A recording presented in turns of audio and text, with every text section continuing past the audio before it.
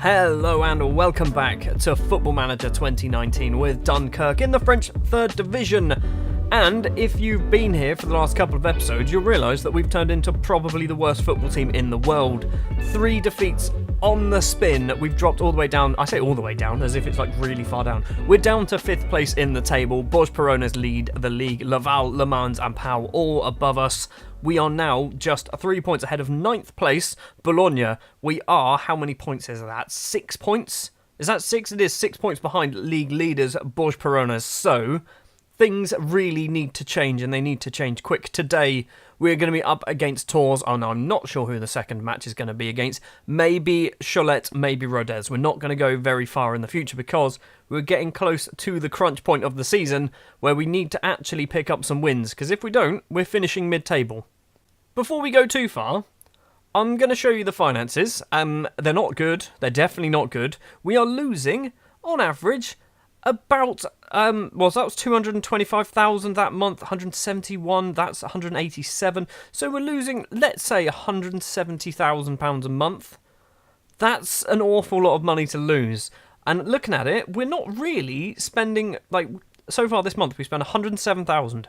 46,000 on player wages, 28,000 on staff wages. So, I've gone through and I've done some stuff. No one's gone. No one's gone. No one's left. No one's left the club just yet. People will be leaving at the end of the season. The first thing I've done isn't actually, I haven't done anything. What I've done is I normally say, hey, board members, director of football, whatever, you can hire me coaches. However, I've seen some of these people are getting paid extortionate amounts of money for jobs that don't really need to exist. So we've got an assistant manager for our reserve team. Our reserves don't play in a league. He's getting paid £450 a week. So I think we need to start trimming down some of these staff members. I mean, looking up here, our assistant manager's getting paid a lot of money. £750 a week for this guy, our coach. Our reserve manager is on £625 a week. If we can just get rid of all reserve staff, we're going to save ourselves £1,000 a month. Just from that. Not even a month, a week, £4,000 a month. The other thing that I've done, as you can probably see here, is I've started offering some contracts to people and I'm lowering their wages. So, Anthony Udart, he's accepted that. He will get more, I think he's going to get more bonuses, but he's going to get paid less of a weekly fee. Also, Alexandre Claval, a player who doesn't play for us. He's our third choice goalkeeper, I believe. He's going to get a wage cut as well. There's still some players here on extremely large wages. Adrissa Bar, Kevin and Zuzi Mata, Baboy Traore, Andy Faustin, Axel Marival, all over £1,000 a week. Martin Francois, we obviously will lose him at the end of the season, although we can extend his loan for half the cost. Balls, it's not half the cost. It's the same cost, but still, I think that might be worth it. We might actually end up doing that at the end of the season. The reserve team, however, is a little bit different. Some players are getting better contracts, more because they wouldn't sign them. Although, I've just seen, he's getting paid £500 a week. We've got a lot of people here whose contracts expire at the end of the season, and I've just said, just leave. Just get out of the club, I don't need you. Girassi, £725 a week he's getting paid. I don't think he's kicked a ball for us. So, that's hopefully one way that we're going to try and trim down our wage bill. Next season, I'm aiming to be half of our wage budget. And I don't know what our wage budget is going to be just yet, but I'm going to try and be half of it. Enough talking about money, let's talk about football. First up is up against Tours, currently 10th place in the table. We are at home, we've lost 4 in a row, not 3, we've lost 4 in a row. We need to turn something around. Tours unbeaten in their last 5 at least. For some reason, we're wearing our away kit at home, and I don't understand that one, but sure, whatever. I have been toying with the idea of changing the formation up. We do have a second formation saved.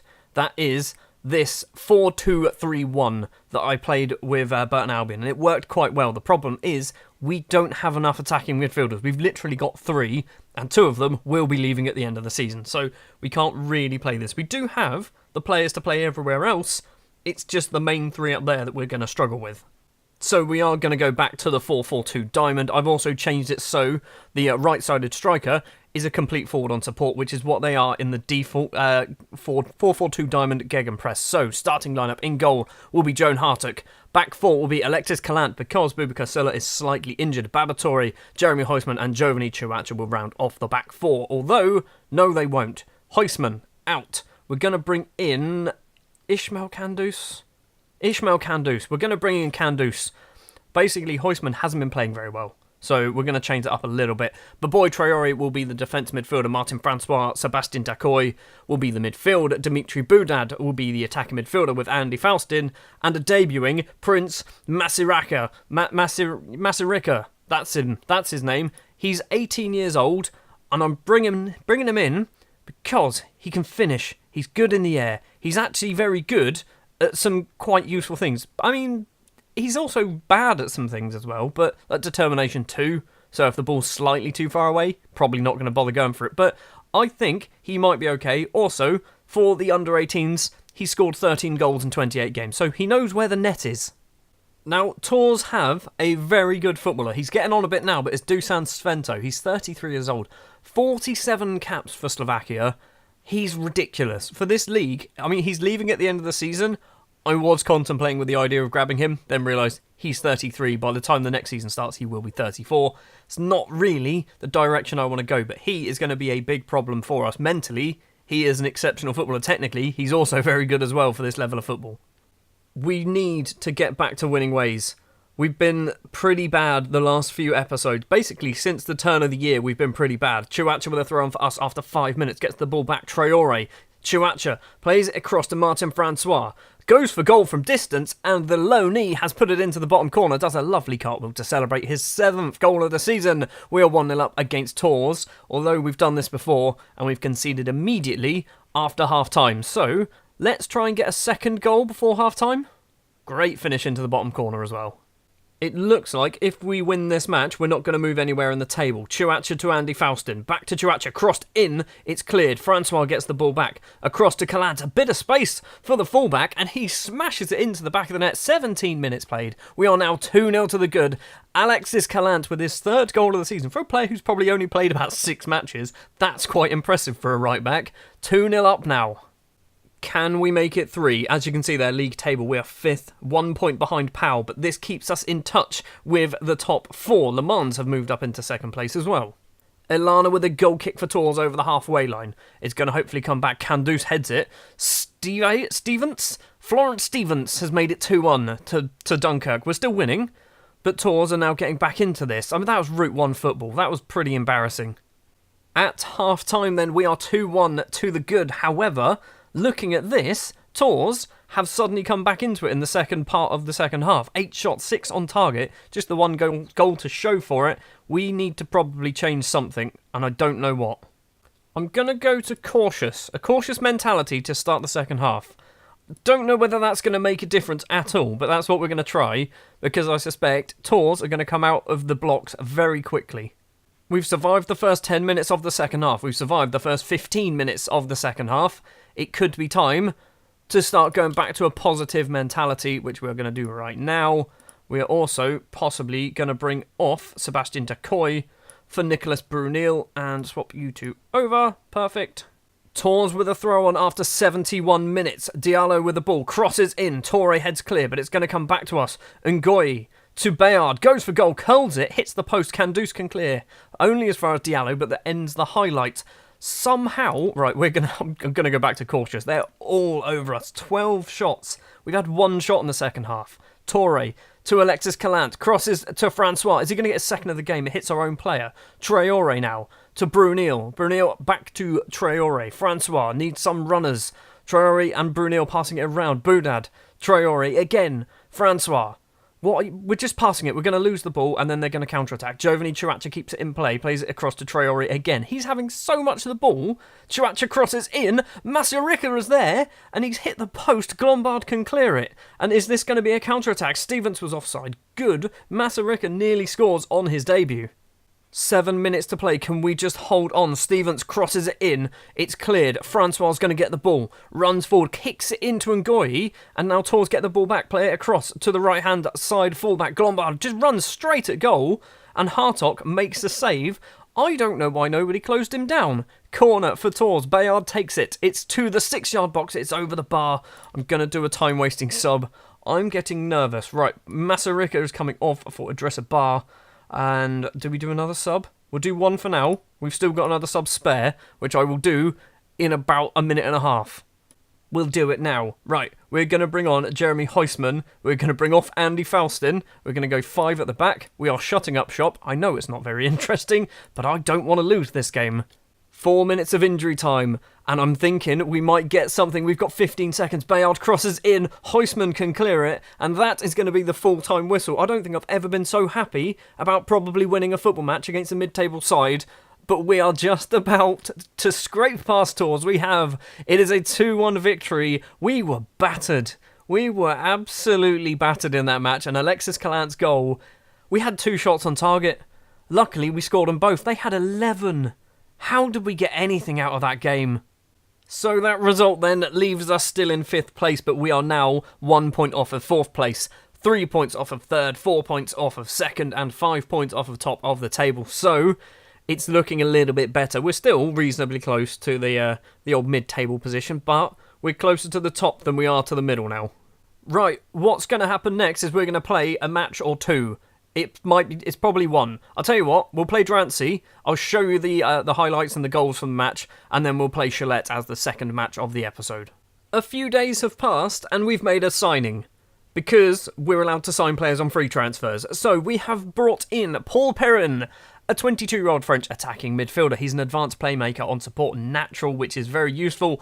I did say earlier that we were lacking in attacking midfielders, so we brought in another one. He's only in on a backup contract, £525 a week, which isn't really too bad at all. Is he related to Alan? Is it Alan Perrin, the former France manager, maybe? I don't know. Anyway, he's come in. Looks like a decent footballer, only 22 years old as well. Got a bit of potential. Current ability is only 2.5 star, but we might get some use out of him before the end of the season. Up against Drancy then, we've basically changed the starting lineup a little bit. Faustin and Idrissa Ba are back in there. Silla is also back in there, but it is the usual starting 11. One thing I have realised, Paul Perrin can't be registered until the end of the season, so we're just paying a man £525 a week now to sit there and do nothing, which is probably a bad thing for a team that's in massive amounts of debt. Without a doubt, our fastest goal of the season, after just 22 seconds, Andy Faustin makes it 1-0. I don't even think it's 22, it's 21 seconds technically. We are 1-0 up already, and we've not even hit a minute. At half-time then, that 22-second goal from Andy Faustin is the only difference. We are going to need to do some changes though at half-time, because basically no one's playing very well, and also Baboy Traore is now slightly injured. Just 6 minutes into the second half and Drancy are on equal terms. Jeremy Huisman just loses track of his man and Corey puts it into the back of the net. It is all over then, and it has ended 1-1. We were the better side, but some sloppy defending once again costs us 3 points. This is a match that is very much 2 points dropped rather than 1 point gained. So, unsurprisingly, after that, we do stay in 5th place, still 3 points behind Pau. Drancy are still 3 points behind us.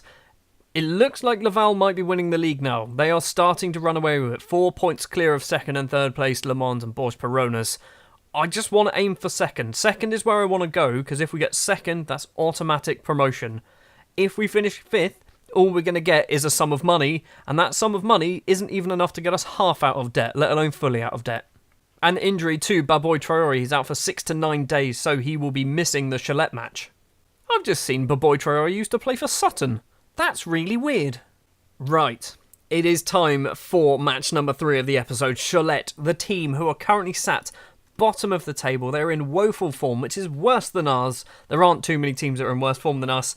They are essentially relegated. I think it's going to be very difficult for them to get out of that predicament. This should be a match that we should win. I'm really concerned that it isn't. The starting lineup we are going to go for then. Joan Hartock in goal. Silla, Torre, Huisman and Chuacha. Why do I always pick Huisman? Huisman's really good, but he always makes mistakes. Ismail Kandus and Chuacha will now be in the back 4. Decoy will be the defence midfielder replacing the injured Baboy Traore. Francois and Brunel in the middle. Dimitri Boudad will be just behind the strikers of Andy Faustin and Idrissa Ba. Faustin is going to play as the complete forward, although normally I play them that way round. But I'm going to try it the other way round. I tried it the other way round in the last match. Faustin scored instantly. Hopefully he can do it again. Oh, and Eric Tybee's on the bench, so he's getting a squad number of 13. I probably should have actually started Eric Tybee in that position, because he is actually a half-decent defensive midfielder, whereas Decoy, he's good. Don't get me wrong, he's good, but he's also 5'4", so he's never winning a header in his life. We've got a throw on deep in the Gillette half. Toure with the ball back to Boubacar Sylla. Crosses in, it's cleared. Sebastian Decoy with the ball now. Controls it, finds Francois. Francois across to Chuacha. 2, 3, 4 in the box. Crosses in, and it's Andy Faustin with the head, and it is just over the bar. He should have scored. It was an unchallenged header. Free kick for Gillette, deep in our half. It's gone all the way through. Traore for them gets the ball. Inside to Mexique, goes for goal, takes a few deflections.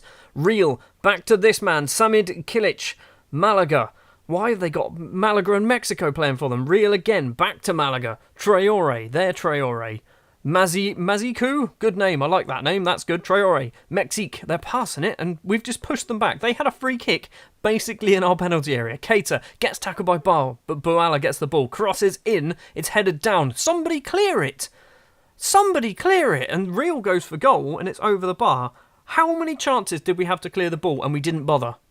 I've given them a show some passion team talk. It seems to have worked, and also the Gillette team are now disinterested from theirs. Nothing's happening, though, in this first half. Not even a shot on target for us. Shocking. Absolutely shocking. 4 shots, not a single one on target. You're getting an aggressive team talk. This is the team bottom of the table. I can't stress that enough. You're bottom of the table. Can we see who's been having the shots? How do we find that out? So, Baba Toure's had a shot. Brunel, Idrissa Bar, and Andy Faustin.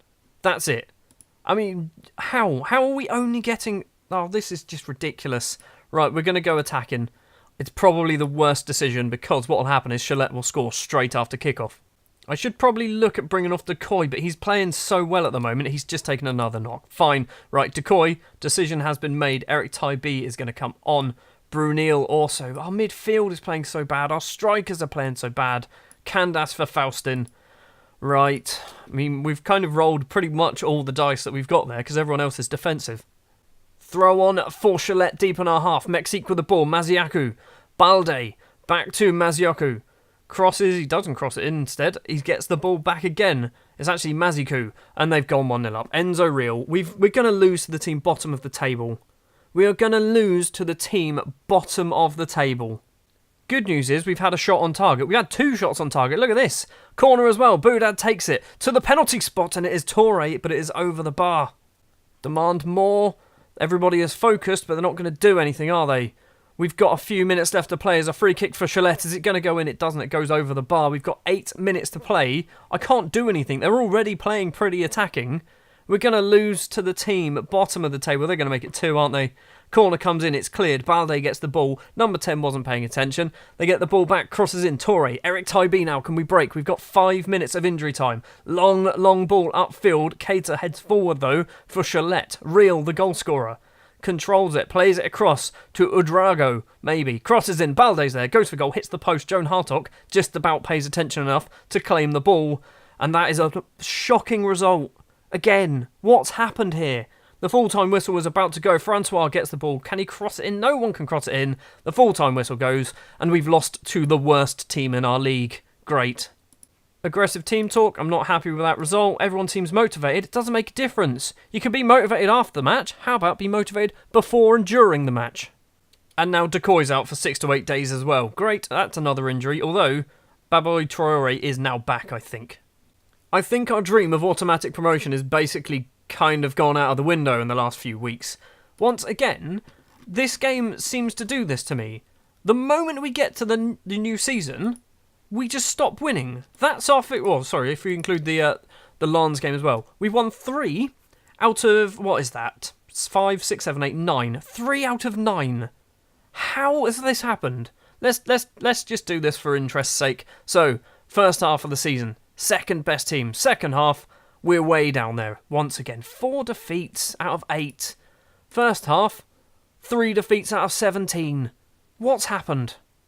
Right, next episode, we're going to go back to the old-fashioned way of doing it. Basically, I've realised if I play one match, then a whole load of matches, and then another match in one episode, it takes me a hell of a long time to do the episode. So we're going to go back to the old way. So next episode, we're going to start with Chambly, and we're going to do Chambly, Entente. We might even do Le Mans. To be honest, we'll do Chambly and Le Mans, because Le Mans are third, so that's probably a match that might actually mean something. So yeah, thank you very much for watching this episode.